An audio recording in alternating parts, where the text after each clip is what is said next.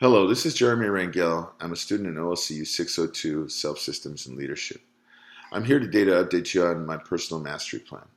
When I originally wrote the paper in week 3 of the course, I identified loyalty, trust, and service as the values I hold most dear. Service is a value that is an inspiration to me and certainly something that I aspire to simply because of my position as a pastor of a local church. As a pastor, I am consistently trying and striving to become a servant leader because I want my leadership team to know that I am here to serve rather than be served. And as a part of this, one of the exercises that I chose that would help me move forward in that plan is that of advocacy and inquiry. Ross and Robert state that this is when one articulates a vision or articulates a plan and then allows others to challenge it. I felt that this would be something that would require, some work on my part simply because of the culture of our church organization. From our previous point of reference, it was very rare for anyone in any leadership position to ever challenge the pastor or to ever challenge the main leader, the lead pastor, because a challenge to anything, be it a thought process or an idea, was viewed as a challenge of authority. And so not only do I have to employ this practice, but I also have to change the mindset, change the culture, as it were, to be able to allow for people to feel comfortable with this process. And so I began this through a leadership conference that we had in about week 5 or 6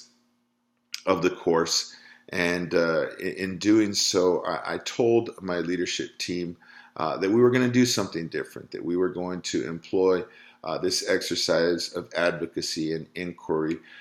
so that they would be able to challenge and freely challenge my thought process and my ideas, not so that they would challenge my authority as a leader or as a pastor of the church, but so that they would provide safety in their understanding and their perspectives, because it was important to me that they be allowed to, contribute, and that they would understand that their contribution was important to me, and it certainly wasn't something that I was going to ignore just because they were not the main leaders or because the idea didn't come from me. So this was met not necessarily with resistance, but it was met with, a little bit of, perhaps an attitude of, well, I'm not sure how this is going to work type of thing. And so it was interesting working through that. But once we began to work through that and they felt comfortable with the practice and they began to feel comfortable in sharing their perspectives and knowing that there was safety in being able to do that, then they began to feel freer to contribute, freer to articulate their own perspectives, and freer to be able to challenge the thoughts and ideas that I brought to the table. It was certainly a new structure and a new paradigm shift for us from what we were used to, but I found that this particular practice is something that I believe will allow me to become the servant leader that I need to be, and certainly will empower my leaders, to be able to know that I trust them, and will allow them to be more loyal to the vision that we have placed forth. So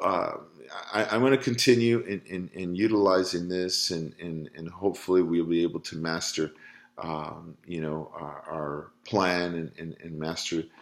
these abilities to be of better service to the church and to the community that we serve. Thanks for listening.